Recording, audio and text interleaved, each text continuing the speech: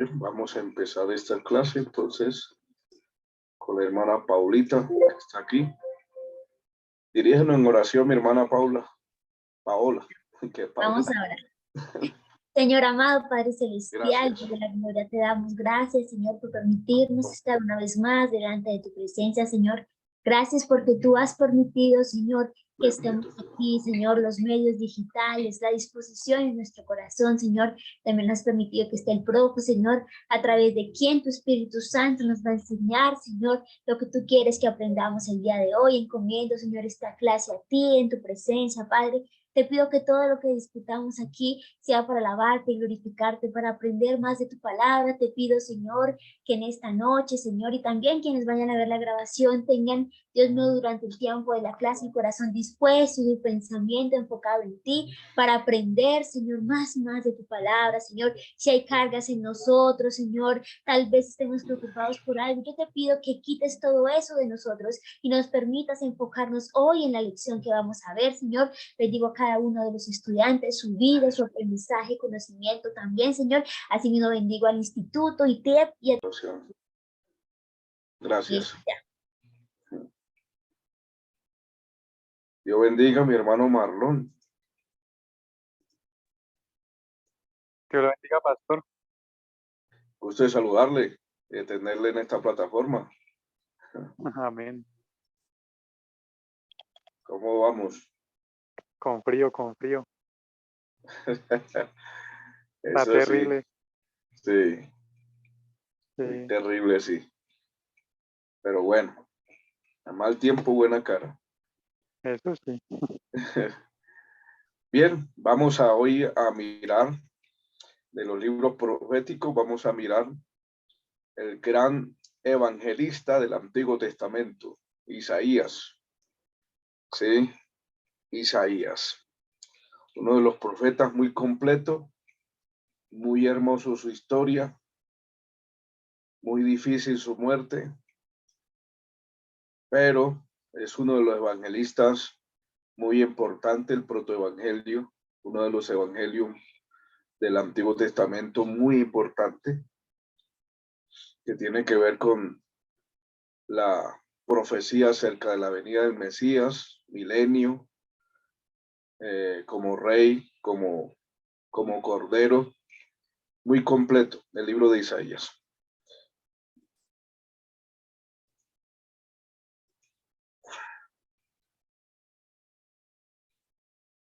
Bien, el libro de Isaías lo tenemos ubicado en este periodo, aquí en 740 a.C., que arranca su ministerio. Arranca su ministerio en el 740, en el reino de Israel. No se ubica directamente con el reino de Judá, sino en el reino de Israel.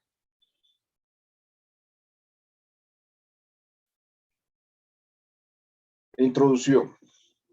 Isaías es el mayor de los profetas y uno de los oradores hebreos muy importantes. En el caso de Isaías es inigualable su obra por su esplendor en la parte de la edición, la brillantez de sus imágenes, el carácter polifacético y la belleza de su estilo con que narra todas las profecías que escribe. Es un hombre muy admirado en el Antiguo Testamento en el caso de los hebreos. Es llamado el príncipe de los profetas del Antiguo Testamento. El príncipe de los profetas del Antiguo Testamento.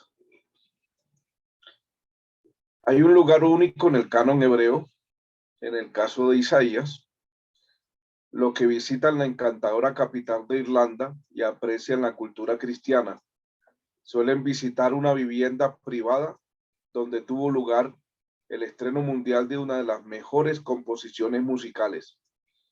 Fue en Dublín el 13 de abril de 1742 que se interpretó por primera vez el Mesías de Händel.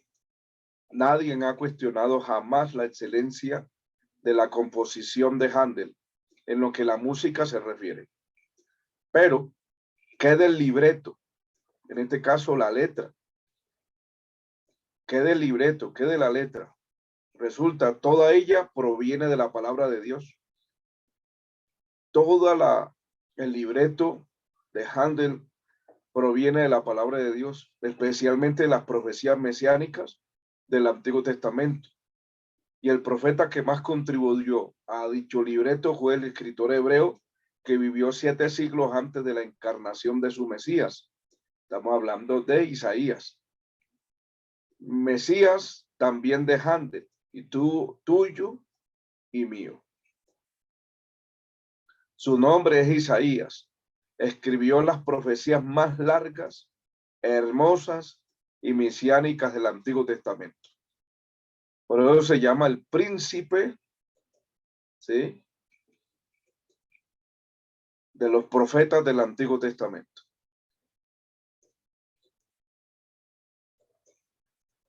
El autor, bueno, ese Isaías en el hebreo, Yeshayahu, ¿sí?, que es Jehová, salvación o salvación del Señor. Hijo de Amós, tuvo una visión, la cual constituye el libro de Isaías, y a causa de las teorías críticas que la han cortado a trozos, ofreceremos en este libro una introducción más amplia que las demás. Por ejemplo, es primo del rey Usías. Isaías, cuyo nombre significa Jehová salva, estaba casado y tuvo al menos 2 hijos. En el capítulo 8, verso 18, vamos y miramos allí. Dice: he aquí, yo y los hijos que me dio Jehová, somos por señales y presagios en Israel, de parte del Señor de los ejércitos, que mora en el monte Sión. Yo y mis hijos, y los hijos que el Señor me dio.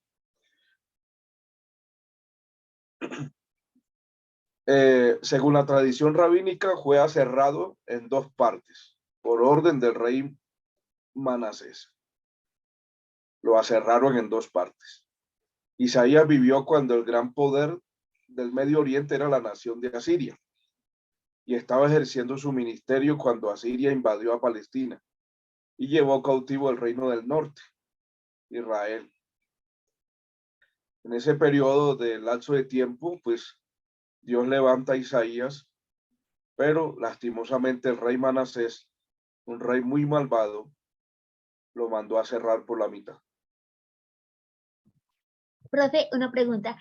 Esa información que aparece ahí, que murió de esa manera, ¿está escrito en dónde? O sea, ¿qué es lo que usted nombra ahí Esa es como? la historia fidedigna de la historia de la iglesia y historia hebrea. Sí, se consigue en historia hebrea. Míralo Listo. como Sí. lo cerraron por la mitad.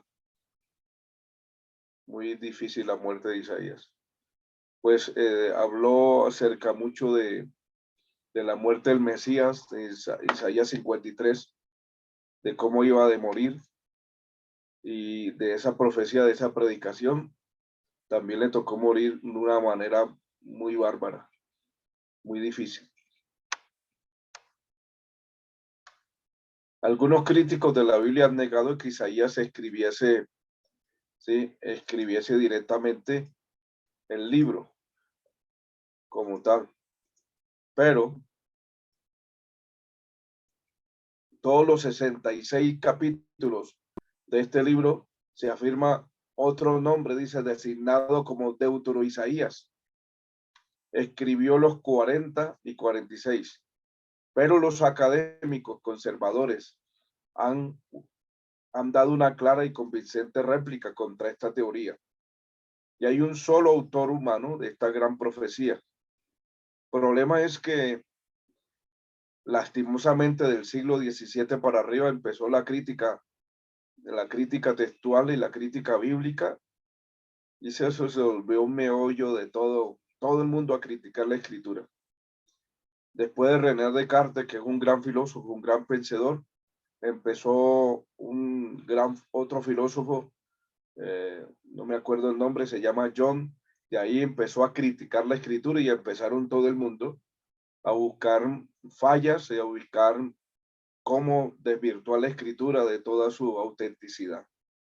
Del siglo XVII. Entonces estamos hablando siglo XVII después de Cristo. De hecho, de ahí hacia atrás nadie se atrevía a cuestionar las escrituras, la aceptaba todo el mundo como escritura fidedigna. Pero hasta el día de hoy han aceptado más las teorías de estos filósofos que la clara convincente de la misma palabra de Dios, lastimosamente. Profe, ese filósofo fue John Locke. John Locke, sí. John Locke, de él pensó, de ahí se basa también este hombre, ¿cómo se llama? El gran científico, Albert Einstein. También toma parte de ahí, aunque Albert Einstein fue judío, imagínate. Fue judío, enseñado con los padres judíos, y empieza a tomar la filosofía de John Locke y la ubica como una novela, que cada uno tiene su propia recensión de Dios en su corazón y que la naturaleza y listo, y desvirtúa totalmente la Sagrada Escritura. Empezó el ataque de la Escritura desde allí, tanto es que ya en el siglo XVIII se inventaron otro Nuevo Testamento, que es el Nuevo Testamento crítico, que eso lo vamos a ver más adelante. ¿Sí? El criterio textual de la Sagrada Escritura y los métodos de traducción, y empezaron ahí un ataque directo a la Escritura. Tanto que hasta el día de hoy ha llegado que hay mucha apostasía en las versiones que han traducido, en las versiones modernas, mucha apostasía. Tenemos que conservar lo antiguo. Isaías ejerció su ministerio durante el dilatado periodo que comenzó en el año que murió el rey Usías, en el año 740 a.C. Él prosiguió hasta durante el reinado de Manasés, 696 a 642 a.C. Aproximadamente ese ministerio está alrededor de 50 a 60 años de ministerio que duró, un ministerio siempre largo, y ministró alrededor de esos años, y se le asigna de la fecha del 740 al 680 aproximadamente. Ministerio siempre largo. Pero lastimosamente el reinado de Manasés lo mandó a matar. La fecha que estamos ubicando es alrededor de 740, en el año que murió rey Usías, en el capítulo 6, verso 1. Arranca, dice que en el año de rey Usías vi yo al Señor. Sí, vi yo al Señor sentado sobre un trono alto y sublime. Y empieza el llamado de una visión, el llamado de Dios a la vida ministerial. Sus años de ministerio, sobre todo en Judá, que también tuvo parte, más sobre todo en Israel, se extendieron a través del reinado de 4 reyes. El rey Usías, el rey Jotán, que fueron reyes muy buenos. El rey Acá es un rey perverso. Ezequías, muy buen rey y amigo personal del profeta Isaías. Ya que Isaías recoge la muerte de Sanaquerib en el 681. Probablemente vivió hasta el 680, por lo menos, sin duda, manteniendo un ministerio muy largo, 60 años, según la tradición rabínica, ¿no? Isaías murió durante el reinado del rey Manasés, de esa manera que fue un rey muy cruel, muy malo. La razón tiene el proverbista Salomón, que cuando gobierna el impío, el pueblo gime. Cuando gobierna el justo, el pueblo se alegra. Trasfondo y tema. El significado del nombre Isaías también proporciona el tema principal del libro. La salvación es del Señor. Ese sería el tema del libro. La salvación es del Señor. La palabra salvación aparece 27 veces en esta profecía y tan solo 7 veces en todos los demás profetas juntos. Imagínense, en todos los demás profetas juntos apenas aparece 7 veces. Y solamente en el libro de él estamos hablando 27 veces. Por eso se llama el evangelista que ofrece salvación.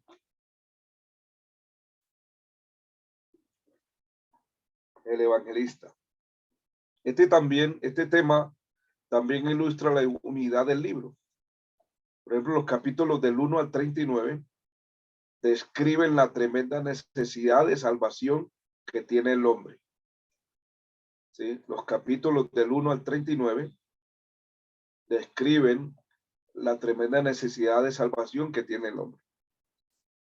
Y los capítulos 40 al 66 ofrecen la provisión de gracias para esta necesidad de salvación. ¿Sí? Ofrecen la provisión de la gracia de Dios. Del 40 al 66. Entonces, lo que vamos a encontrar en el capítulo 1 al 39 es sobre la necesidad de salvación. Vamos a encontrar de algunas naciones, de unos pueblos, un pueblo de Israel, Judá, Israel, y vamos a encontrar esa necesidad de ese encuentro de tener salvación de la gracia de Dios, ¿sí? Pero ni al 40 al 66 brinda al hombre esa oportunidad. De antemano, pues está el capítulo 53, que es el eje principal en esa sagrada profecía. Isaías advirtió a Israel de que su maldad sería castigada y que un día Dios, en su gracia, proveería un salvador tanto para los judíos como para los gentiles. Ahí dice, usted ya le está abriendo la puerta de salvación no solamente al pueblo judío, sino al mundo entero. Políticamente, las superpotencias entre las que tan a menudo se encontraba pillado Israel eran Asiria al norte, que estaba levantándose, Egipto al sur, que estaba decayendo. La última parte del libro proyecta el profeta en el espíritu, ¿sí? 2000 años en los días de futuro de la superpotencia babilónica. ¿Sí? Hasta el día de hoy es el mismo libro, traspasa nuestro tiempo todavía, traspasa la gran tribulación y ubica el milenio directamente. Profe, ¿ahí son 2000 o 200 años? Más 2000 años.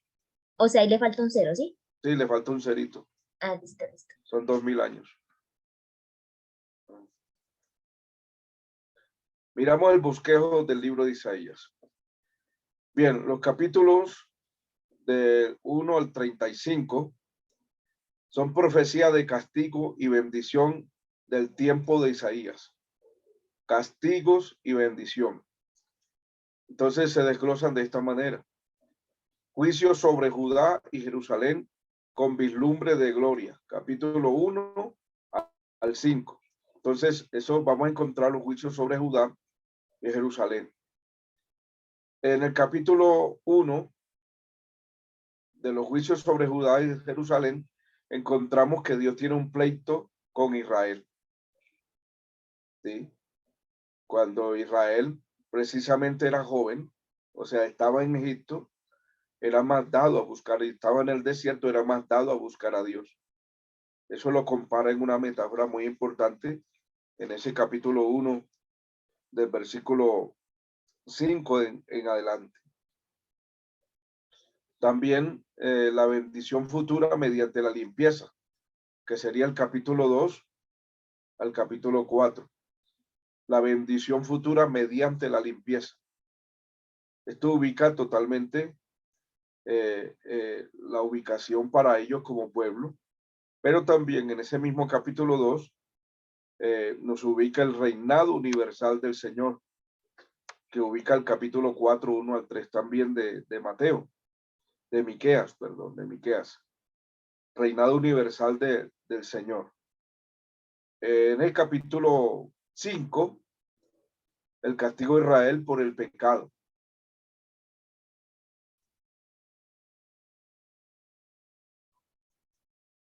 Dentro, la parte B, tenemos la llamada, limpieza y comisión de Isaías en el capítulo 6, ¿sí?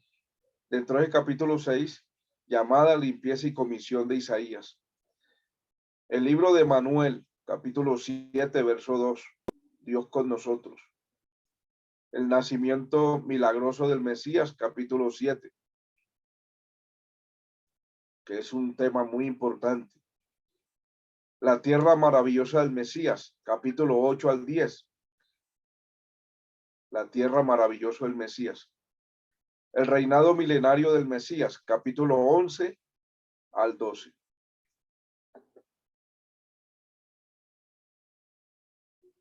Juicio de las naciones, capítulo 13 al 24. Son 20, tenemos allí principalmente 11 capítulos, que es el juicio de las naciones. Entre ellos, entonces, tenemos las naciones sobre Babilonia, capítulo 13, 1 al 14, 14 a 23. Juicio sobre Asiria, 14 a 24 al 27. Juicio sobre Filistea, 14 a 28 al 32. El juicio sobre Moab, capítulo 15 al 16. Juicio sobre Damasco, capítulo 17. Y el juicio sobre países anónimos de África, capítulo 18. Entonces tenemos esos juicios directamente dados a naciones, prácticamente que son naciones más gentiles. Juicio sobre Egipto, que es el capítulo 19 al 20. Juicio otra vez sobre Babilonia, 21, 1 al 10. Juicio sobre Duma, que es Edom, 21, 11 al 12. Juicio sobre Arabia, 21, 13 al 17. Juicio sobre Jerusalén, capítulo 22. Juicio sobre Tiro, capítulo 23. Juicio sobre toda la tierra, capítulo 24. Y el libro de los cánticos, cánticos de Isaías, capítulo 25 al 27.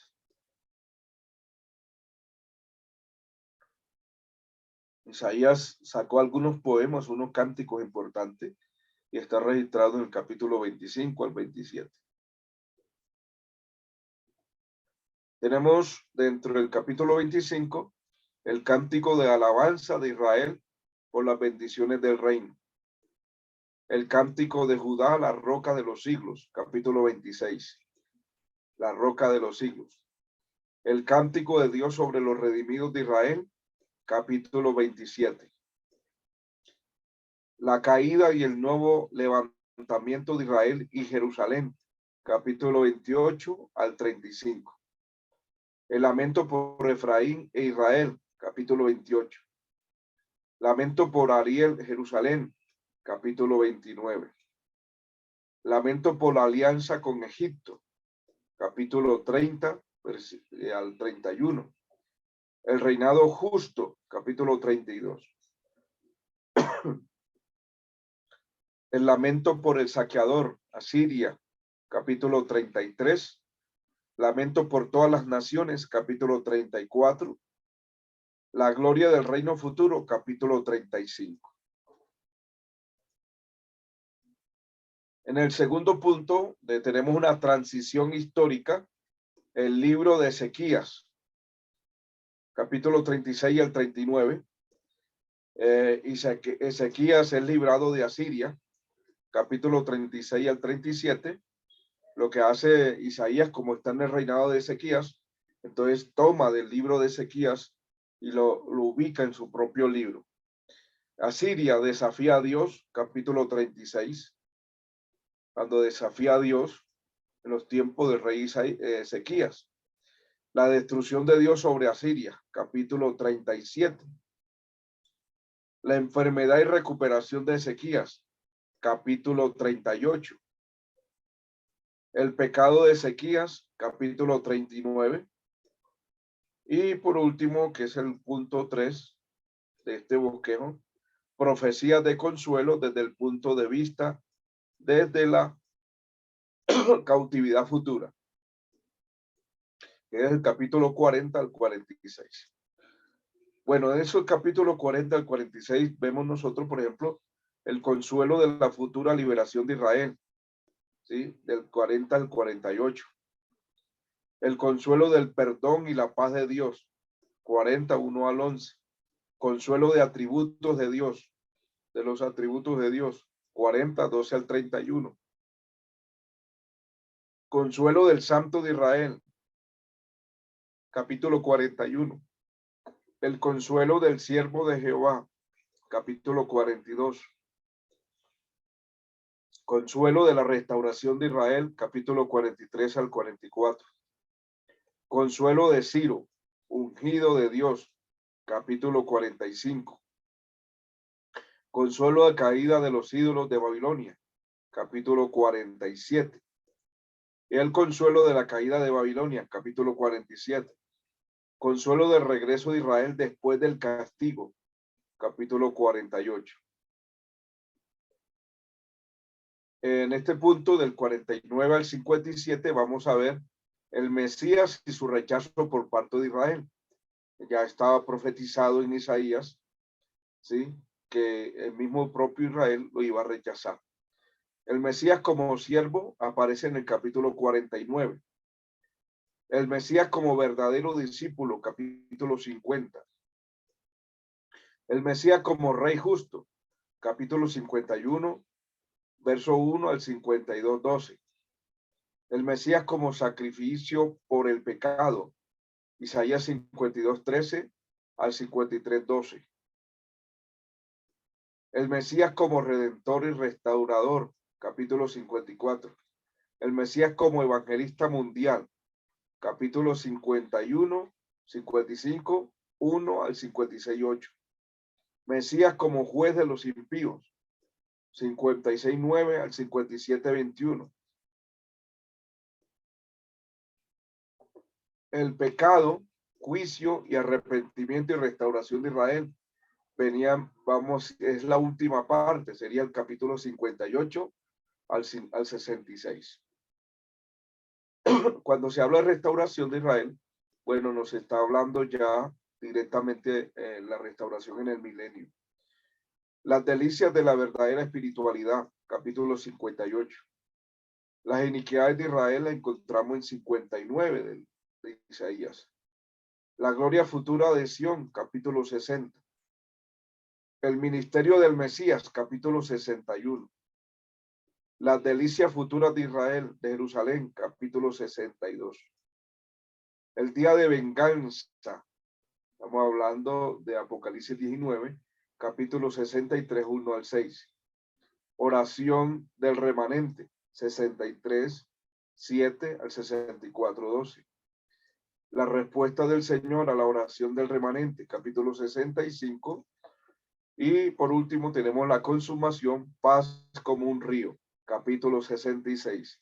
Esto nos llevaría directamente al milenio y después a la nueva tierra y nuevo cielo. Es el único libro que nos habla más sobre la nueva creación que el Señor ha de traer al mundo entero de nuevo. En este punto quiero darle un detallito importante. Cuando estudiamos nosotros el Nuevo Testamento y sobre todo los 4 evangelios, nosotros vamos a encontrar la vida del Señor Jesucristo y la escritura, no, la historia, hay una historia, la historia de Julio César, y nos ubica que el Mesías, el Señor Jesucristo, hay unos rasgos de su presencia que eran un personaje muy hermoso. Él destaca mucho lo que es la tez, el cabello, la altura del Mesías. No era bajito, era siempre alto, de todo ello. Y hay un pasaje en la escritura que nos ubica que en los Salmos, el más hermoso de los hijos de los hombres. En el capítulo 52 de Isaías, vamos a mirarlo, 52:13. dice: he aquí mi siervo será prosperado, será engrandecido y ensaltado, y será puesto muy en alto. Como se asombrarán de ti muchos, de tal manera fue desfigurado de los hombres su parecer, y su hermosura más que los hijos de los hombres. Así asombrará él a muchas naciones, los reyes cerrarán ante él la boca, porque verán lo que nunca les fue contado, y entenderán lo que jamás habían oído. Y ahí nos habla dato histórico y el dato bíblico. El Señor Jesucristo, profetizado por Isaías, iba a ser un personaje muy hermoso, más hermoso de los hijos de los hombres. Ese dato les doy, que lo profetiza Isaías. Profe, ese dato me parece importante porque hace un par, como creo que fue ya años, salió una investigación, no sé si usted escuchó, que trataban de dar las características del Señor Jesús y era una persona pues que no era agraciada, bajito, no sé si usted lo pudo ver esa noticia, que se veía una persona pues fea, claro, porque lo que hicieron los científicos era como tratar de hacer un bosquejo de cómo se veía una persona judía en ese tiempo. Entonces, lo que ellos afirmaban era que era imposible que tuviera características de alguien hermoso, pues porque en ese tiempo los judíos no eran hermosos. Entonces, ese dato es bueno porque eso revierte lo que dice la ciencia. Sí, claro, y hay un dato histórico directamente que no es de los judíos, es de Publio, y que precisamente eran generales, eran, ¿cómo te dijera?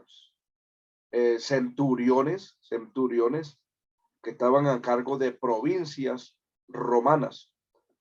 Es un dato de Publio César. Y Publio César es el que describe directamente, él es un gentil, un pagano, y él describe la vida de Cristo, totalmente la describe, porque él vivió en ese tiempo. Y él describe en un libro, en una nota que manda a César, describe cómo es el rasgo del Señor Jesucristo. Cuando estemos viendo 4 evangelios, lo vamos a ver, el de Julio César. Listo, Marlón, mi hermano Marlón. También este hombre, uno de los judíos del siglo I, que se me escapa el nombre de él, Josefo, historiador judío, también da unos rasgos de la vida del Señor Jesucristo, rasgo físico. Mi hermano Marlón, suéltela en el nombre de Jesús. Profe, ya que ustedes mencionan como la parte de que aquí en Isaías hace referencia como a la hermosura de Jesús, Sí, ¿cierto? señor. Sí. Mi duda, y justamente hoy escuchaba algo, era, a ver cómo le puedo explicar. Es la imagen que hoy en día se tiene de Jesús, que es el hombre barbado, el hombre así con pelo largo y todo esto, ¿sería semejante o esta imagen que nos han vendido a lo largo de la historia es como muy alejada a lo que posiblemente sería? Bien, esto también lo vemos en Cristología.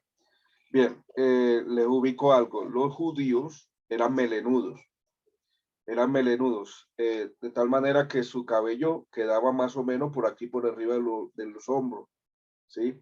De los hombros, como el caso de Mel Gibson, que escribe la película, esta película última que sacaron, más o menos así. Resulta que en el caso de Cristo, por ejemplo, la imagen que nos ha vendido con cabello largo hasta acá abajo, esa no se da porque él no fue nazareo. Jesús de Nazaret, pero él no fue nazareo, él no hizo voto nazareo. No hizo voto nazareo por alguna circunstancia muy importante. El voto nazareo prohibía tocar muerto y él tocó muerto. Prohibía beber vino y él bebió vino. Prohibía cortarse el cabello, ¿sí? Prohibía como te dijera, prohibía que no se cortara el cabello. Y él tenía el cabello corto hasta los hombros. Era melenudo porque en las noches en el desierto, en esos lugares hacía mucho frío. Y eso les ayudaba a ellos a conservar un poquito el calor. Pero el melenudo sí era. Claro que así como estamos nosotros hoy mutilados, no. Los judíos siempre eran melenudos. ¿Sí? Hoy nosotros tenemos corte militar, pero ya por línea más romana, más. Y hoy que la cultura que trascendemos de nosotros como gentil es muy diferente. ¿Me hago entender, mi hermano Marlon? Sí, sí, pues también asociará con la parte cuando lo describe Juan en Apocalipsis, que dice que su cabello era blanco y pues estaba con vestiduras largas. Entonces me hacía como la pregunta de si realmente la imagen que tenemos hoy en día pues se llega a asemejar como a lo que posiblemente no lo describe la palabra, pero veo que pues ahí hay como una contradicción, ¿no? Y no sé, como a lo largo de la historia, también de dónde sale esta imagen de como creo que es la del Sagrado Corazón, la imagen que nos han vendido, que Sí, esa es es la así. larga. Sí, ese Sí, lo pintó Da Vinci. Da Vinci lo pinta como, Da Vinci lo pinta, no, no es Da Vinci, hay otro pintor que no me acuerdo el nombre, lo pintó, eh, él era gustoso a la parte homosexual, tal manera que en vez de tener un pincel, porque siempre el pintor tiene un pincel, él se pintó hueco un miembro viril del ser humano, del hombre, en el lóbulo de la oreja, aquí la parte de la oreja, en vez de ubicarse un pincel, se ubicaba miembro viril del hombre. Lo pinta como amanerado, ¿sí? Por eso que pasa esa pintura es del Renacimiento, de ahí de la edad de la Reforma, del tiempo de la Reforma, es que empiezan esas pinturas, ¿sí? Igualmente, en ese momento, como el cabello largo así, estilo nazareo, nunca se dio, sino melenudo sí, pero no tan largo. Simplemente hasta los hombros. Profe, que creo que sí En el fue, Apocalipsis, cuando aparece con el cabello blanco, es porque es un simbolismo. Ubica su eternidad, su eternidad y su sabiduría como hijo de Dios. profe, que creo que sí fue Da Vinci el del cuadro, porque hay un cuadro que se llama Salvator Mundi, que es el donde lo pinta así, con su cabello larguito y haciendo con la mano así, parecido al del Sagrado Corazón. Sí, es que hay dos pintores. Está Leonardo da Vinci y está otro que no me acuerdo, que ese era amanerado. Le gustaban, él pinta a las mujeres, pintaba a las mujeres todas machorras, así. No me acuerdo el nombre de él, pero él ubica una ilustración del Señor Jesucristo así de una manera muy brusca, más sobre todo la tendencia que él tenía, que era homosexual. Les debo el nombre de ese pintor, no me acuerdo el nombre ahorita. Listo, esto con respecto al caso de Isaías.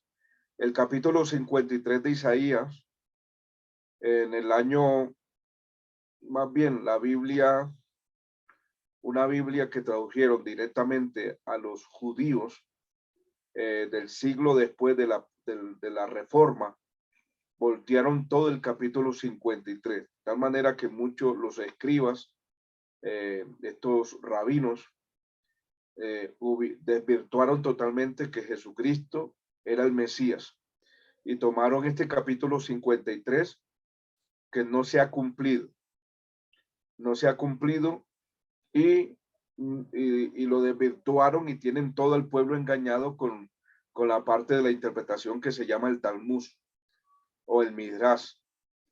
Y le dijeron al pueblo que el pueblo judío está engañado por los mismos rabinos de que este capítulo 53 nada tiene que ver con Jesucristo. Y así está el pueblo hasta el día de hoy engañado directamente por los rabinos en, en este capítulo 53 que tiene que ver con el siervo sufriente, Jesucristo, el Hijo de Dios.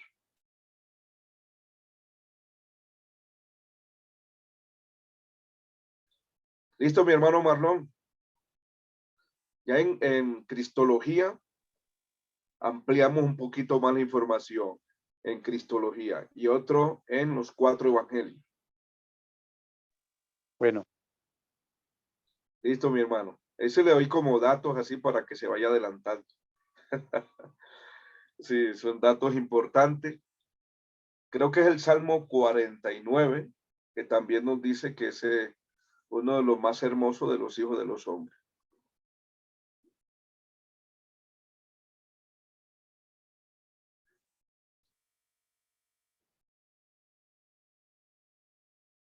Tenemos al profeta llorón, Jeremías.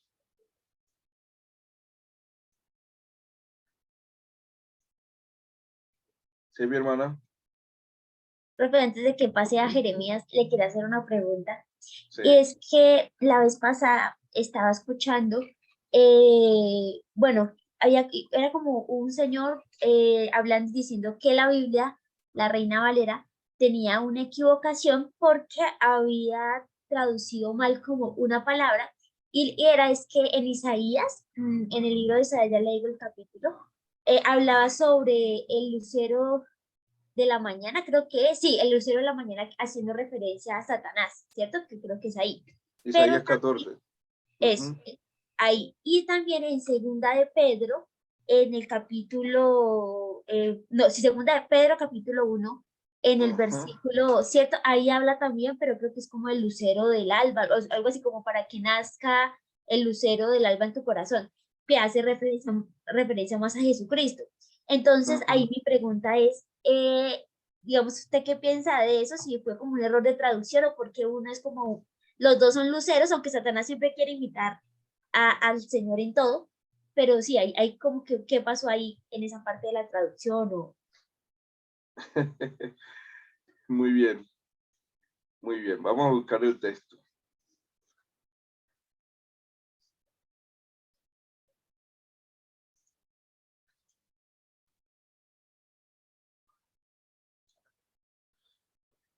Dice, tenemos también la palabra profética más segura, a la cual hacéis bien estar atentos como una antorcha que alumbra en lugar oscuro. Como una antorcha que alumbra en lugar oscuro. Tenemos como una antorcha, tenemos un símil, dice hasta que el día aclarezca y el lucero de la mañana salga en vuestros corazones. ¿Sí? Y el lucero de la mañana salga en vuestros corazones. Bien. Y vamos a mirar Isaías 14. Sí, 14, 12.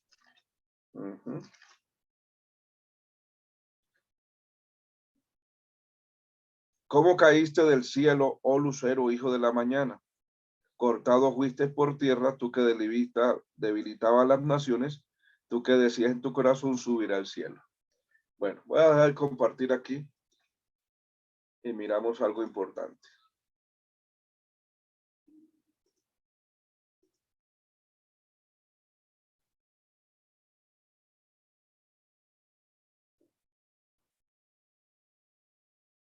Y buscamos aquí en este comentario. Este comentario se lo voy a pasar a ustedes.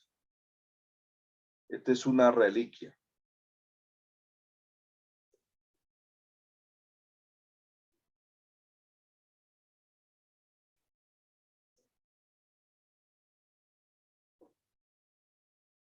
En el desarrollo de la canción, el tema parece expandirse de la caída del rey de Babilonia a la caída del que le fortalecía, Satanás. Lucifer mismo. Riari describe, esto es evidentemente una referencia a Satanás, por la descripción que Cristo da en Lucas 14:18, cuando dice, yo vi al diablo, a Satanás caer del cielo, sí, como un rayo. Por lo inapropiado de las expresiones, Isaías 14:13 al 14, en los labios de nadie que no fuese Satanás, se compara con 1 Timoteo 3:6. Este lucero, hijo de la mañana, fue arrojado del cielo por aseverar con orgullo su propia voluntad por encima de la de Dios. Los versículos 13 y 14 registran las notorias afirmaciones de Satanás en su desafío a Dios. Al final, echado al Seol, siendo objeto de asombro, los habitantes del Seol se maravillarán del que él, que ejercía tal poder, haya ido a parar tan bajo. Vamos a mirarlo en Apocalipsis, en 2 de Pedro.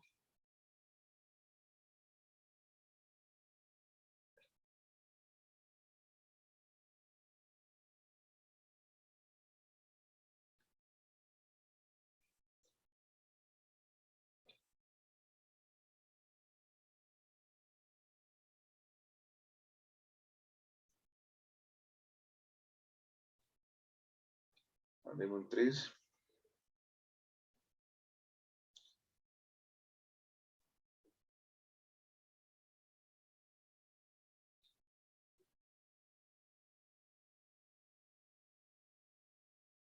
Es hebreo.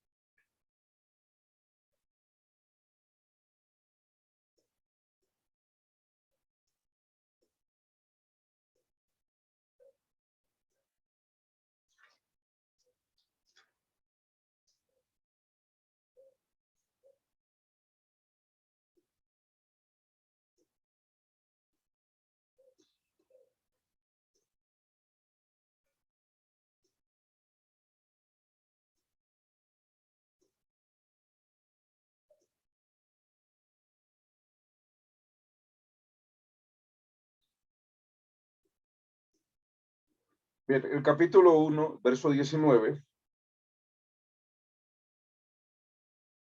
más o menos esta parte dice, la traducción que hace el resto del versículo es de utilidad, a la que es bien prestar atención, como una lámpara que brilla en un lugar oscuro, hasta que el día amanezca y se levante la estrella de la mañana en vuestros corazones. Observemos que usa gran el paréntesis según esta traducción. Deberíamos vincular, prestar atención en vuestros corazones. En otras palabras, deberíamos estar atentos en nuestros corazones. En Reina Valera y muchas otras versiones se traduce hasta que despunte el día y el lucero de la mañana alboree en vuestros corazones. Esto se presenta dificultades prácticas de interpretación. Dice, la palabra profética es lámpara que alumbra. El lugar lobrego o oscuro es el mundo. El amanecer del día señala el final de esta presente edad de la iglesia. Romanos 13:12. El alborear del lucero de la mañana representa la venida de Cristo por sus santos. De modo que el sentido de este pasaje es que deberíamos mantener siempre ante nosotros la palabra profética, atesorando en nuestros corazones, porque nos servirá de lámpara en este mundo tenebroso hasta que termine esta era y aparezca Cristo en las nubes para llevarse al cielo a su pueblo que le espera.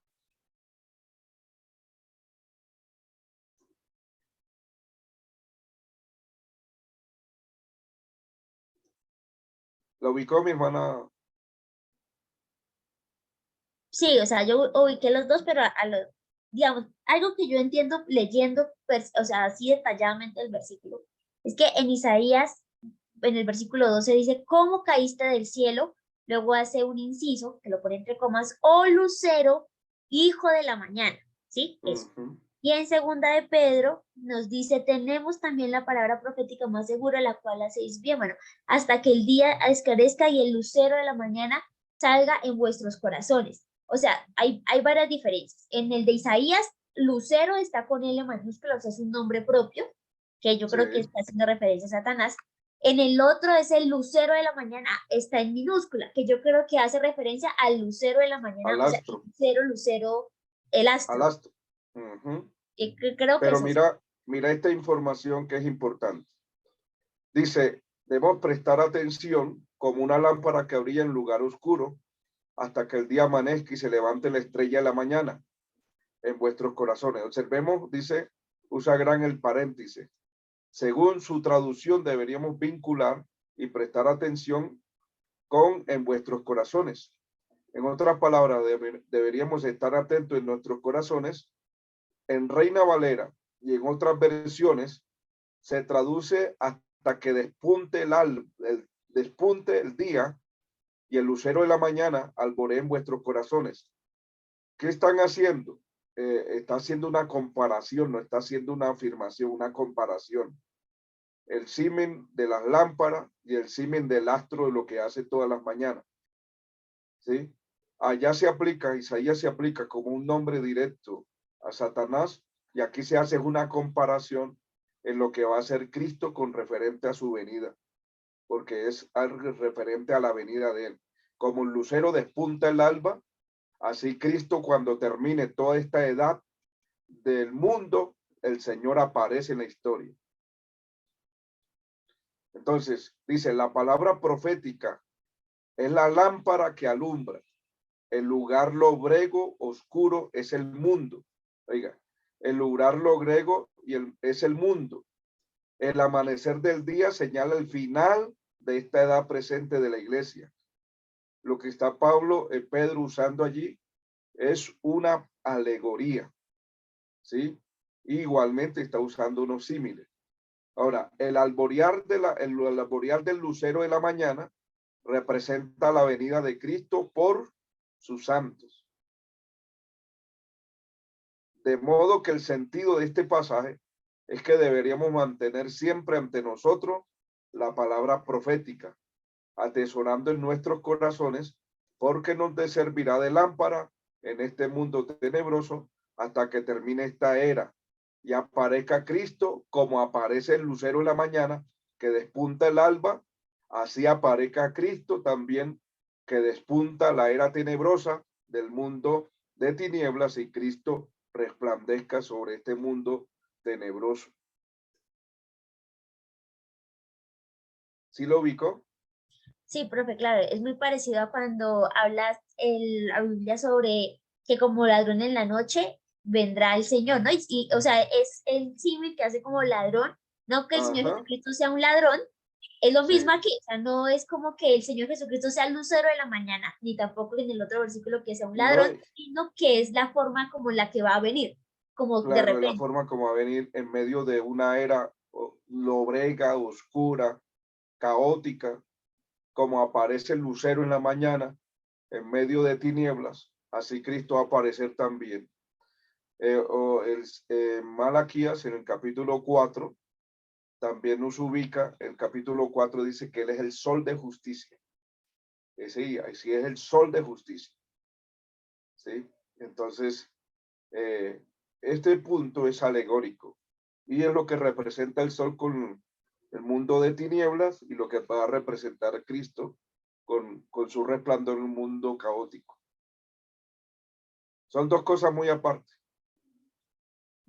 Listo, profe, gracias. Se nos pasa el comentario. Muchas gracias también. Ah, bueno, listo. Mi hermano Marlon, Cuéntame.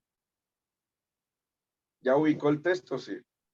Sí, pues es delicado porque se puede llegar a la mala interpretación, ¿no? Sí, Porque claro. se puede confundir de que se está hablando del mismo lucero que es en Isaías, o sea, que está hablando de Satanás Sí, y se claro. puede dar la mala interpretación y, y qué bueno, esa explicación estuvo muy buena y ese documento que tiene también está interesante porque da como la Sí, aclaración.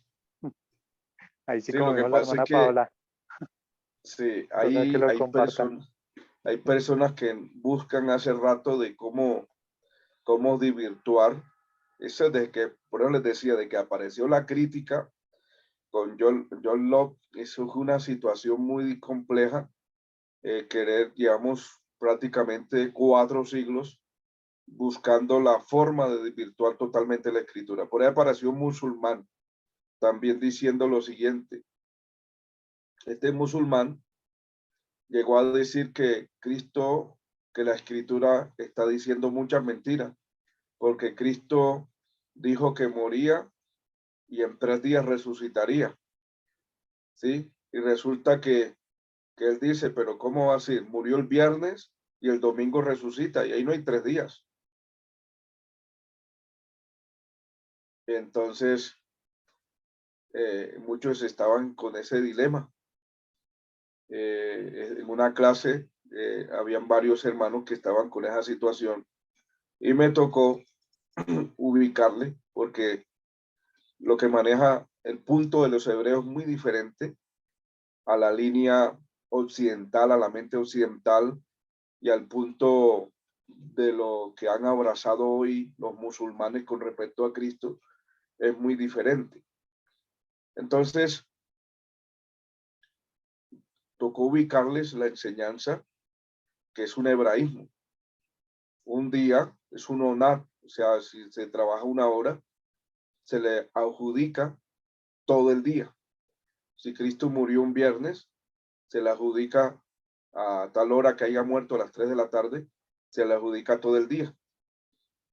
Y así sucesivamente. El sábado se adjudicó todo el día, independiente de la hora que haya resucitado el domingo, el primer día de la semana, se le adjudicaba también todo ese día. De manera que él podía resucitar en una hora crucial, en un domingo, puede ser en la mañana o la muy oscuro, ¿sí? Y se le adjudicaba todo el día. Y ahí se cumplían 3 días. Vamos a mirar este otro comentario. Yo sé que ustedes lo tienen. Permítame.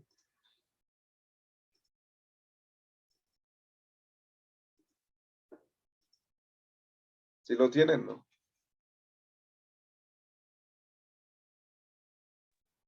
No, yo lo he visto, pero no lo tengo propio. Es excelente.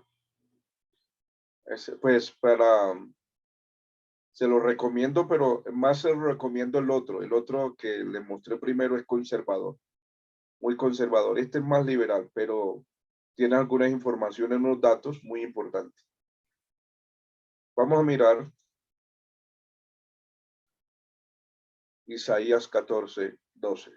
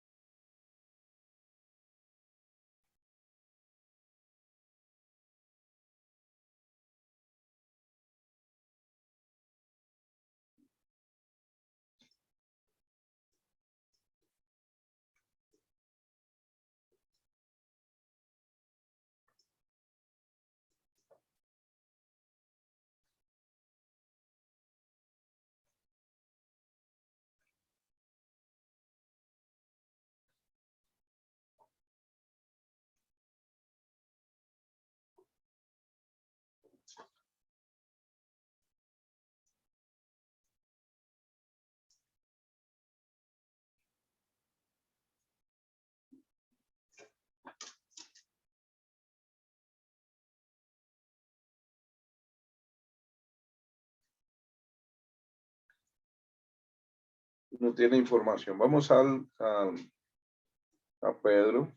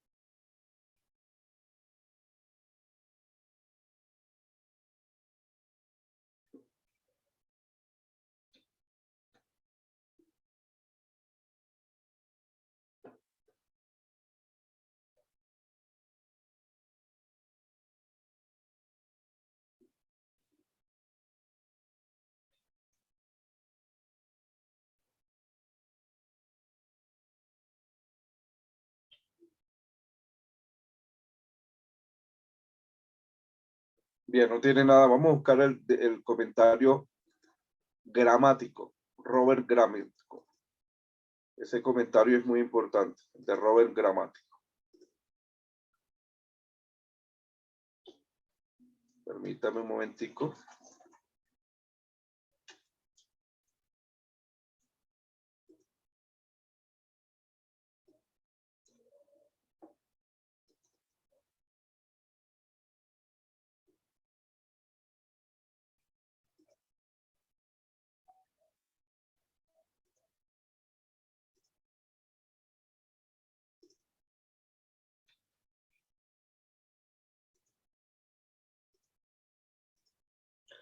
Se lo tienen, ¿no? No, profe, creo que yo no tengo ningún comentario porque yo de hecho hasta que empecé a ver estas clases me enteré que existían comentarios de la Sí. Biblia. Ok. Este comentario es muy importante. Es el texto griego del Nuevo Testamento y nos da las raíces, la parte semántica y nos ubica algunas informaciones importantes. Con este doy griego,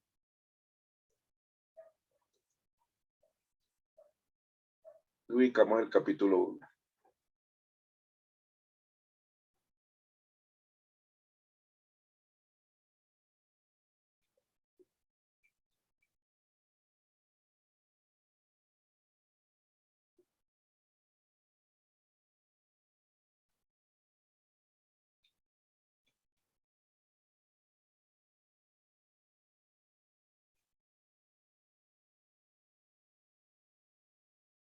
Bueno, tenemos aquí toda la información. Dice Tom Poquetón Logón, una referencia a todas las profecías mesiánicas, como más segura, predicado acusativo al adjetivo comparativo de Bebais. La escena de la transfiguración confirmó las profecías mesiánicas y evidencia de la deidad de Jesucristo como el Hijo amado de Dios. Algunos con menos razones toman a Pedro como significando que la palabra de la profecía es una confirmación más segura de la deidad de Cristo en la transfiguración. Es un dativo relativo referido a la palabra profética más segura.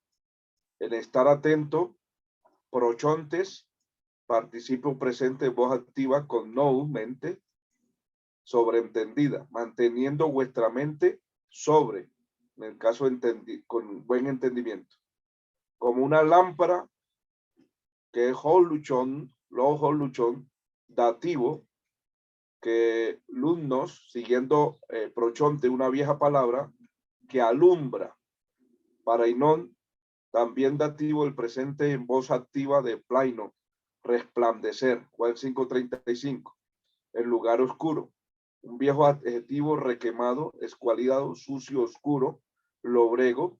Solo aquí en el Nuevo Testamento, que aparezca en Aristóteles y en lápida funeraria de un niño hasta que despunte el día, Heus o gemera diagase, primera oroisto en subjuntivo activa con la conjunción temporal, la construcción del usual para el tiempo futuro. Un verbo compuesto tardío que nos ubica el libro de Plutarcos, resplandecer a través, solo aquí en el Nuevo Testamento, el lucero de la mañana, que es fósforo, viejo adjetivo compuesto por luz, portador de luz, en este caso, se ubica como Lucifer, aplicando a Venus como la estrella de la mañana.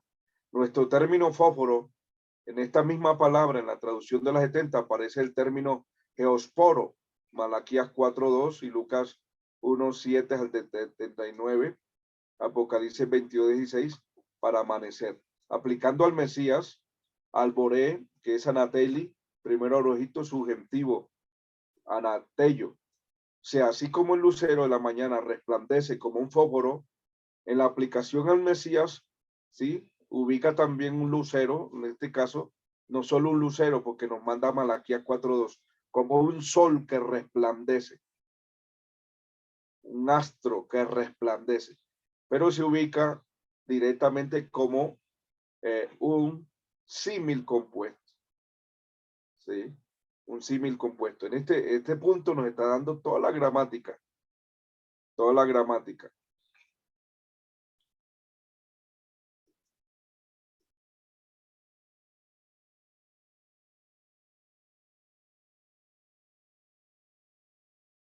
Entonces están usando varios símil para representar el día caótico cuando el Señor no como un lucero normal, sino como un astro.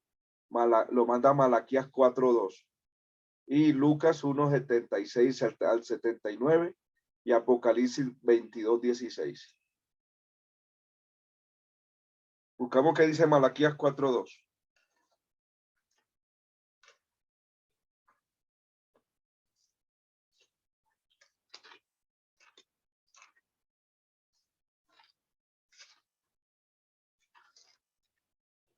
Dice: mas a vosotros los que tenéis mi nombre, nacerá el sol de justicia, y en sus alas traerá salvación, y saldréis y saltaréis como becerros de la manada. Dice: nacerá el sol de justicia, y en sus alas traerá salvación, y saldréis y saltaréis como becerros de la manada. ¿Y eso cuándo será? Apocalipsis 19, cuando venga el Señor. Con su resplandor, dice, con el resplandor, destruye al anticristo inmediatamente. Lucas 1:76 al 79.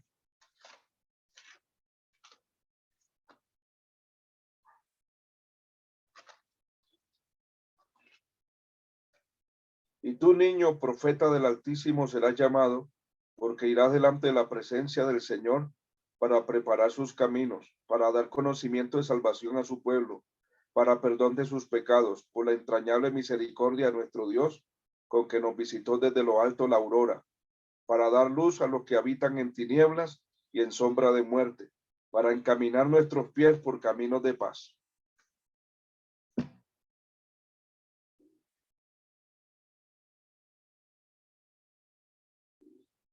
Bueno, en la unificación de este pasaje gramático y el texto primero que les pasé, ahí queda claro toda esta información. El uno como lucero, y este como lo que hace un lucero, que es diferente. Uno como lucero propio y este como lo que hace un lucero, que resplandece en medio de la lobregad y la oscuridad.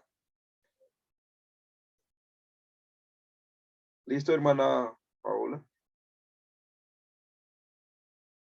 Sí, profe, sí. Tengo otras preguntas, pero no sobre eso. Yo creo que al final, porque vamos a seguir con Jeremías, ¿cierto? Sí, así es. Listo. Jeremías.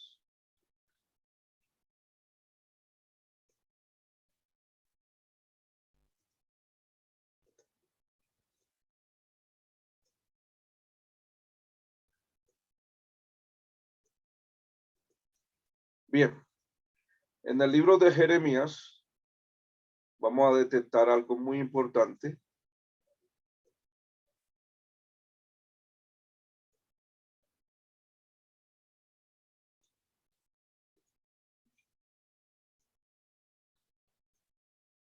Vamos a mirar quién fue Jeremías, que es un profeta hebreo, hijo de sacerdote Hilcías, contemporáneo con Ezequiel y Daniel. Se le atribuye la autoría del libro de Jeremías, los reyes y el libro de lamentaciones. O sea, Jeremías se le atribuyen, por ejemplo, en el caso de los judíos, en el Tanaj judío le atribuye el libro de los reyes a Jeremías, el libro de Jeremías y el libro de lamentaciones, con su profecía sobre la invasión de los pueblos del norte, Babilonia, y desafío político y el paganismo de los reyes de Judea.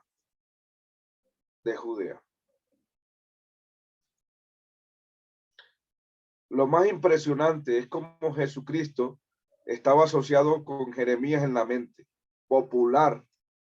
En una ocasión, cuando Cristo pidió opinión pública a sus discípulos, Mateo 16:13, algunos lo identificaron la figura profética se lo identificaron con la figura profética sobresaliente del siglo 7. Y estamos hablando de Jeremías, ¿sí? No es sorprendente que algunos confundiesen al varón de dolores con el profeta de corazón quebrantado. En este caso, pues tanto que Jeremías como Cristo lamentaron y lloraron por sus contemporáneos. ¿Sí? Entonces, mire cómo los discípulos pudieron asimilar, no solo los discípulos, aunque ellos tenían esa información que habían recogido de las demás personas que escuchaban hablar de quién era el Mesías, los discípulos llegaron a asimilar que algunos decían que era Jeremías. Jeremías era sacerdote, hijo de Hilcia, y vivía en la ciudad sacerdotal de Anató, situada a unos pocos kilómetros al norte de la ciudad de Jerusalén. El ministerio de Jeremías duró unos 50 años y cubrió los reinados de 5 reyes. Su ministerio duró 40 años en Judá y desde el 626 al 586 antes de Cristo, ¿sí? Y después de ello en Egipto, donde ministró en medio de un rebelde remanente, de un pueblo rebelde y un remanente que se fue para Egipto. Estamos hablando de 50 años. Los mensajes de Jeremías fueron dados a los reyes, gobernantes y al pueblo de Judá. Su mensaje estaba cargado de un juicio irreversible sobre Judá. Esto le ganó la caracterización del profeta de los lloros. La mayoría del pueblo menospreció y rechazó su mensaje. No lo quisieron escuchar. Jeremías, en el lugar único del canon hebreo, Jeremías es mejor conocido como el profeta llorón. Esta es la clave de sus escritos, porque si recordamos esto y la razón de su llanto, seremos capaces de entender su mensaje. Este profeta es singular porque revela su corazón y personalidad más que cualquier otro profeta del Antiguo Testamento. Por naturaleza era sensible y retraído, pero fue divinamente llamado para denunciar con severidad la apostasía de su tiempo. Todo lo que entristecía nos recuerda a la cristiandad occidental actual. ¿Sí? Nos recuerda todo el mismo propósito. La tensión internacional entre Babilonia y Egipto, sí, entre Babilonia, Egipto y Asiria, por conseguir la supremacía mundial. Eso nos hace recordar las tensiones que tenía Jeremías en su tiempo. Hoy nosotros pasamos en la parte occidental las tensiones que hay con Estados Unidos y otros países. El declive espiritual de Israel, tras el último avivamiento en Judá bajo Josías y personas que habían sido educadas en la palabra de Dios y la verdadera religión, volviéndose al paganismo y llamándolo como algunos hacen hoy, nuevos aires de libertad.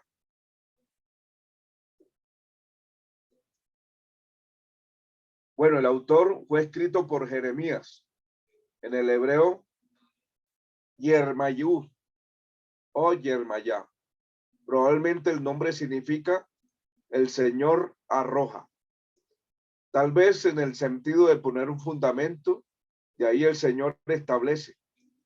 El profeta era hijo de Hilcías, sacerdote de Anató, que es un pueblo más o menos de 5 kilómetros de Jerusalén, el territorio de Benjamín. Como la mayoría de los predicadores que son fieles a Dios y están dispuestos a poner en peligro su posición y seguridad económica por predicar un mensaje que el pueblo no quiere escuchar. Jeremías fue difamado y menospreciado por sus enemigos. No hay evidencia de que Jeremías llegase a entrar al sacerdocio, ¿sí? Solo se quedó como profeta, ministrando al pueblo, llevando el mensaje. La fecha, Jeremías proporciona muchas cronologías a lo largo de su libro. Empezó su ministerio alrededor del 627 antes de Cristo. ¿Sí? Recuerden que la cautividad del exilio en Babilonia fue en el 606 y él empezó su ministerio en el 627 antes de Cristo. Es el año 13º de Josías, 1-2. El ministerio de Jeremías fue largo, extendiéndose hasta el año 11 de Sedequías. Profetizó durante los 40 años en Judá hasta el tiempo en que Jerusalén cayó y los judíos fueron deportados a Babilonia en el 606 y 586. Porque este 586 es la última deportación, porque hubieron 3 deportaciones. Una en el 606, el 605, otra en el 597 y otra en el 586. Tras la caída de Jerusalén, Jeremías estuvo bajo la protección de Gedalia, gobernador, cuando Gedalia fue asesinado por unos fanáticos judíos. Entonces, en ese punto, ¿sí? En ese punto importante, el profeta descendió a Egipto con algunos judíos y vivió allí el resto de sus días. Según parece, siguió ministrando hasta el año 582 antes de Cristo. Los capítulos 40 al 44 del libro de Jeremías, si al estudiarlo estamos hablando de esa fecha cronológica. Y al estudiar Jeremías es importante recordar que las profecías no están en orden cronológico. Las profecías no están en orden cronológico. Sí, este gráfico es allí cuando destruye el jarro de alfarería. El trasfondo histórico de Jeremías se encuentra en Segundo Reyes capítulo 21 al capítulo 25. Como en el caso de Sofonías, el ministerio de Jeremías fue conformado por acontecimientos que habían tenido lugar antes que llegase a ser profeta de Dios. La total maldad del reinado de Manasés había sentenciado al reino de Judá, ¿sí? Jeremías no tenía esperanza alguna para el arrepentimiento de la nación. Bueno, Jeremías empezó su ministerio a edad muy temprana. Él empezó su ministerio a la edad de 25 años, aproximadamente. Por eso le decía en el capítulo 1, soy un niño. Era porque todo ministerio por lo general empezaba a los 30 años de edad. 30 años de edad empezaba el ministerio, según Números capítulo 4, a los 30 años. Y él tenía 25, todavía era considerado un niño. Sin embargo, en el caso de Jeremías, Dios lo llama para que salga porque lo necesita. Entonces, sin embargo, el intentar liberar algunos juicios y preservar a Jerusalén de hacer sufrir la horrible destrucción que finalmente sucedió. Jeremías profetizó durante el tiempo en que hubo una lucha tripolar por el dominio mundial entre Asiria, Egipto y Babilonia. ¿Sí? Hoy la misma tensión que estamos viviendo hoy entre Rusia, ¿sí? Estados Unidos, Corea del Norte, China, la OTAN, Europa. En ese tiempo también tenía Jeremías, profetizó durante ese tiempo tripolar, durante el poder, el dominio mundial que querían. Entonces estaba el imperio asirio, el imperio egipto, el imperio Babilonia, querían tomar todo ese poder, ¿sí? Unificar uno solo, mandar totalmente en ese tiempo, lo que estamos viviendo hoy en día. Entonces Babilonia emergió victoriosa y precipitó sobre la tierra a Jeremías en el 605. Resumen de Jeremías. La primera división del libro de Jeremías forma la introducción a la profecía, registrando el llamamiento del profeta al ministerio en los asuntos proféticos relacionados con su llamamiento, del capítulo 1 al 19. Dios comunica a Jeremías que lo había separado como profeta, incluso antes de su nacimiento. Al momento de su llamamiento, Jeremías pensó que no era adecuado para ejercer su tal ministerio, pero el Señor le aseguró que le proveería de lo necesario para avanzar en el ministerio. Se le dijo a Jeremías que enfrentaría resistencia, hostilidad, medida que ejerciera su ministerio para el Señor. Se le exhortó diciéndole que estos enemigos no lo derrotarían, 1:8 al 19. También se le informó de que los días del juicio a Judá estaban muy cerca y que había de proclamar fielmente el mensaje de juicio. El mensaje que le dio no era un mensaje de paz, seguridad, era un mensaje siempre duro. La segunda sección de la profecía constituye la parte más extensa del libro, por ejemplo, el capítulo 2, 1 al 45, 5. Esta es la segunda sección más larga. Del capítulo 2, verso 1 al 45, 5. ¿Sí? Constituye la sección más larga del libro. En esta sección comienza una serie de 8 mensajes predicados en los días de Josías y Joacim, reyes de Judá, que en este caso el rey de Babilonia los dejó pendientes allí ministrando a Jerusalén. Estos 8 mensajes cubren unos 40 años de ministerio y tienen el mismo énfasis básico, que es el llamamiento a las personas a que se arrepientan individualmente y a la nación para que se sometiese a Babilonia. ¿Sí?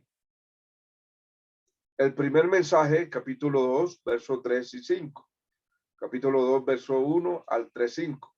Recuerda el anterior amor de Israel por el Señor y su actual alejamiento de él.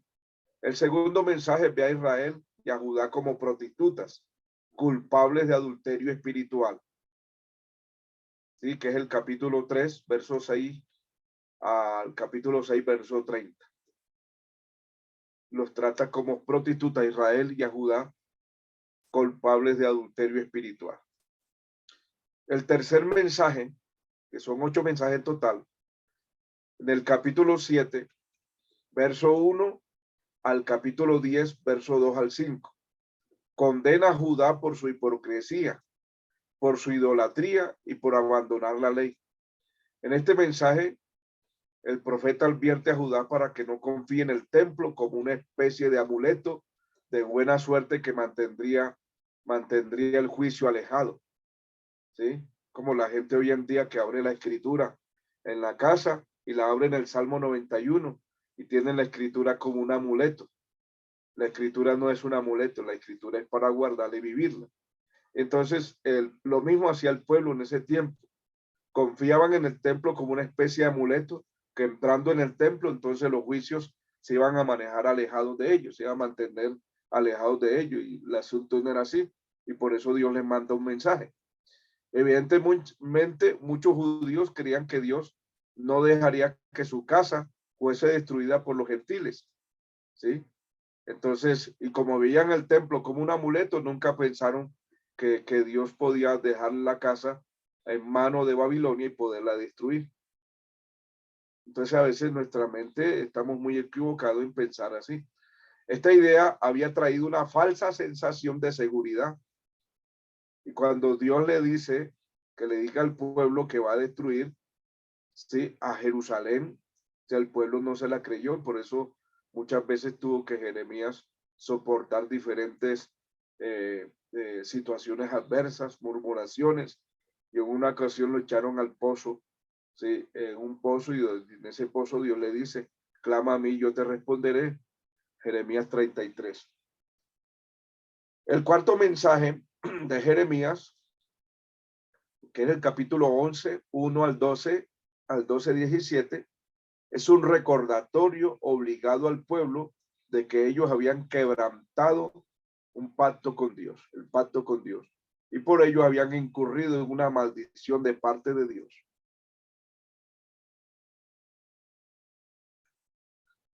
Al igual que los otros profetas, Jeremías reprendió al pueblo de Dios por violar voluntariamente su constitución. En este caso estamos hablando de la ley, la cual rompía el pacto que hicieron con él en el monte Sinaí. Este fue un mensaje de reprensión que causó mucha oposición a Jeremías, ya que algunos conspiraron contra él para matarle. El quinto mensaje de Jeremías comienza con usar señales y símbolos para comunicar su mensaje. Ese punto abarcaría el capítulo 13, verso 1 al 27.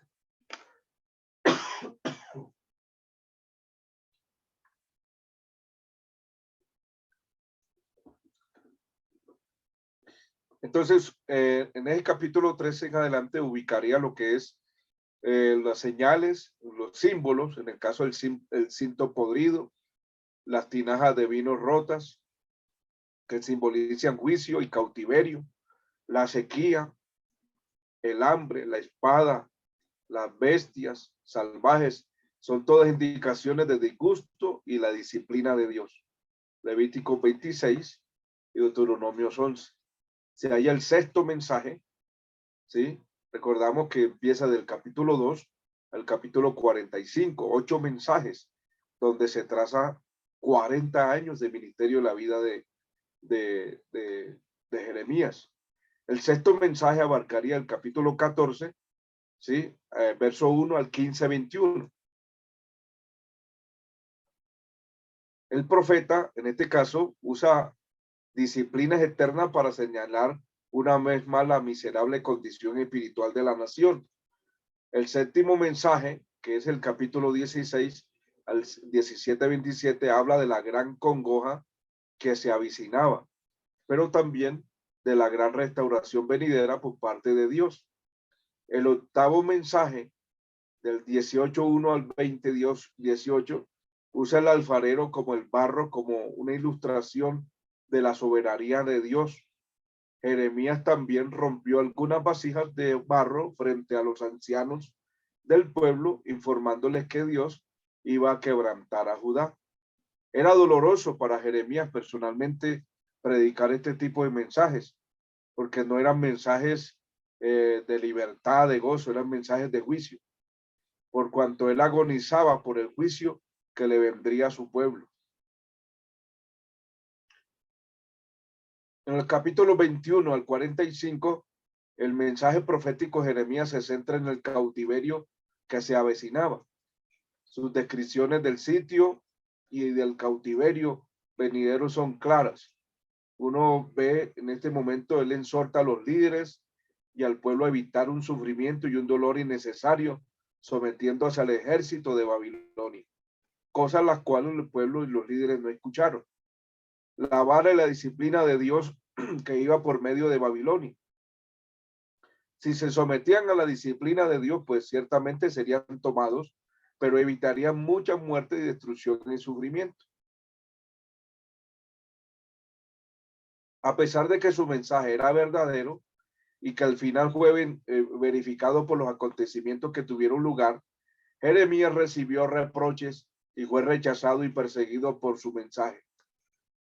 Fue considerado como traidor por su insistencia en que Judá se sometiese a Babilonia, y fue maltratado porque no quiso diluir su mensaje del juicio que estaba avecinándose en ese momento. Esto da un buen resumen del ministerio total del mensaje de Jeremías, que el mensaje era un mensaje siempre fuerte y muchas veces lo trataron como amigos de los babilónicos, porque él decía que se sometiera a la disciplina y se sometieran a Babilonia para que les fuera bien. Entonces, por esa razón lo trataron mal. En la sección de los capítulos 21 al 39, también contiene mensajes positivos de descanso y liberación, especialmente el capítulo 30 al 33-26. Y uno de los principales mensajes de esperanza de Jeremías, su mensaje fue sobre el nuevo pacto, 31 al 34. Ello proporciona una valiosa verdad sobre los grandes propósitos de Dios. El nuevo pacto es una cláusula completamente del pacto abrahámico. Hay 7 pactos, pero entre ese pacto viene ubicado un pacto directamente con Abraham, sobre el pacto de una nación, luego sobre un pacto de una redención en el tiempo de Moisés, y hace un pacto eterno, pero resulta que el pacto lo quebranta el pueblo, la misma nación, y Dios establece un nuevo pacto en el capítulo 31 al 34. En este caso toca ver los pactos de Dios con Israel, ¿sí? El nuevo pacto trata principalmente de la cuestión de la salvación y se basa en la cruz de Cristo, que es el nuevo pacto, es el Nuevo Testamento, profetizado por Jeremías. Era el propósito declarado de Dios salvar al pueblo de Israel de sus pecados en el Nuevo Testamento. y habla claramente acerca de los sacrificios de los animales. Podían solo cubrir, expiar el pecado, pero no lo podían quitar. Y en ese caso, el autor a los Hebreos nos ubica un nuevo pacto en Cristo, que es un pacto eterno, y su sangre que limpia totalmente al pueblo. Solo la sangre de Cristo puede quitar el pecado y hacer posible que los pecadores, en este caso israelitas o gentiles, tengan comunión con Dios Santo. Y el Señor Jesucristo refirió a su muerte como la base del nuevo pacto. Lucas 22:20. En ese se establece lo que es la Pascua o la Santa Cena. En Jeremías capítulo 31, nosotros podemos ver que Israel y Judá son los sujetos de la salvación de Dios, mientras que en el nuevo pacto se aplica a los gentiles en la era de la iglesia. ¿Por qué razón? Porque los gentiles, el pueblo de Israel rechaza, entonces los gentiles abrazan la salvación. Esto lo podemos encontrar en la segunda carta a los Corintios 3:1 al 18 y en la carta a los Hebreos capítulo 8:8 al 13. La salvación basada en el nuevo pacto ha llegado a los gentiles y en el futuro llegará de nuevo a la nación de Israel. Daniel 9:24 y Romanos 11:25 al 27. Una vez más, en esta sección, Jeremías contribuye con una valiosa información sobre esos días y meses inmediatamente posteriores a la destrucción de Jerusalén. La tercera división del libro que ubicamos de esta parte contiene mensajes contra varias naciones gentiles, ¿sí? Que es el capítulo 46:1 al 51, ¿sí? 64. En su mayoría los mensajes son de juicios venideros sobre estas naciones debido a su hostilidad hacia el pueblo de Dios. A pesar que Dios los utiliza, ellos se sobrepasaron. Se les fue la mano contra el pueblo del Señor. Y la sección final de la profecía, que es el capítulo 52, 1 al 34, contiene parte del registro de Jeremías de los terribles acontecimientos en el 586 antes de Cristo. Eso fue precisamente la última deportación. Cuando Jerusalén fue destruida por los babilónicos, este capítulo es en combinación con 2 de Reyes 25, el libro, sale el libro de Lamentaciones. Allí, el capítulo 2 de Reyes 25 y el capítulo 52, 1 al 34, en esa destrucción con la última deportación, se da el libro de Lamentaciones de Jeremías. En eso aporta un poderoso testimonio a la precisión de las predicciones de Jeremías del juicio de Dios contra Jerusalén, que no quiso escuchar a Dios.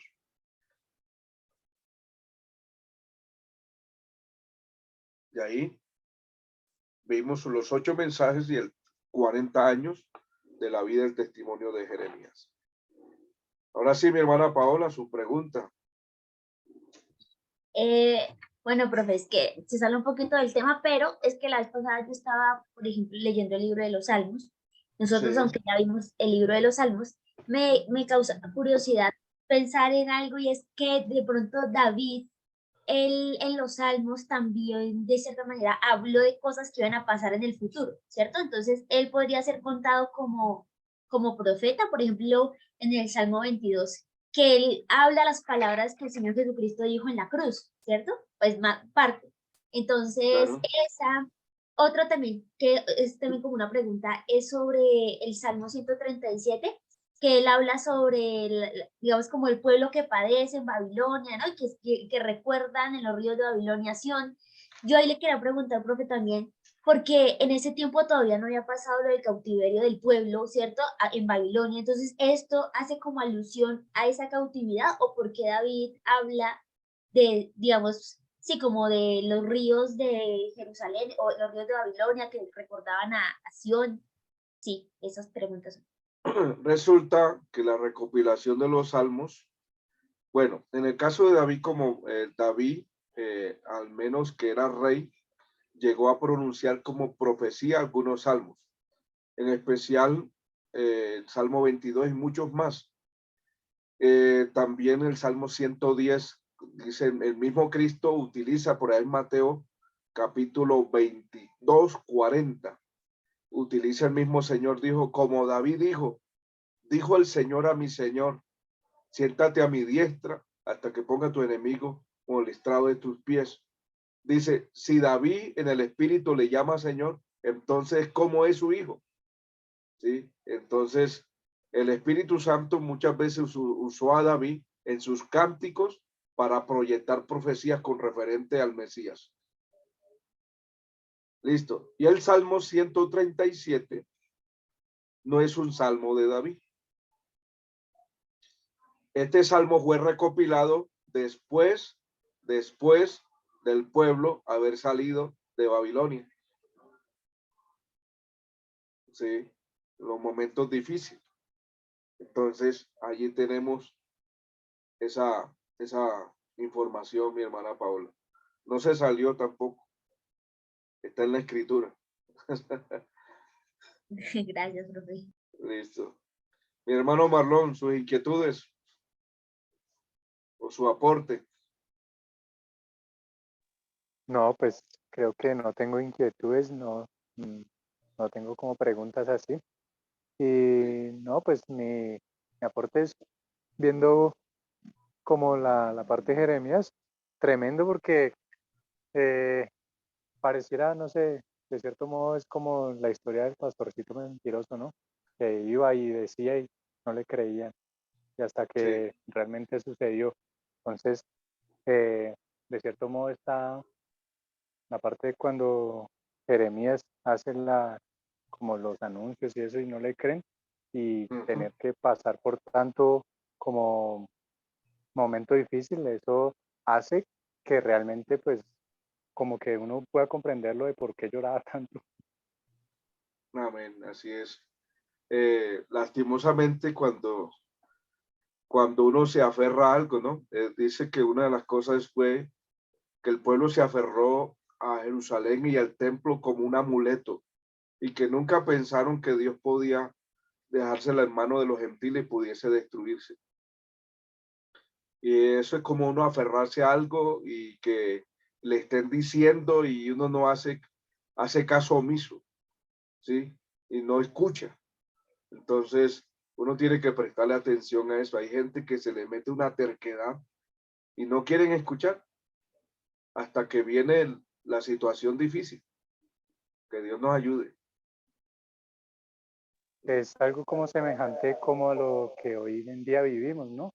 Como que a pesar de que se predica y todo esto, pero la gente está como tan encerrada en las situaciones, como en las vivencias que dan como, ah, como caso omiso, como a esas advertencias de oiga, ¿Mm?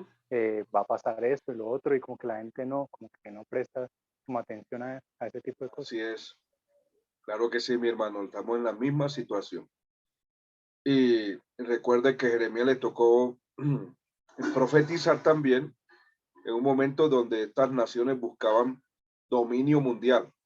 Asiria, Egipto y Babilonia. Y hoy estamos en la misma situación, ¿sí? Y donde hay mensajes de advertencia, pero lo que hay es búsqueda de poder. Tenemos estas naciones, Estados Unidos, Rusia, la China, la ONU, etcétera.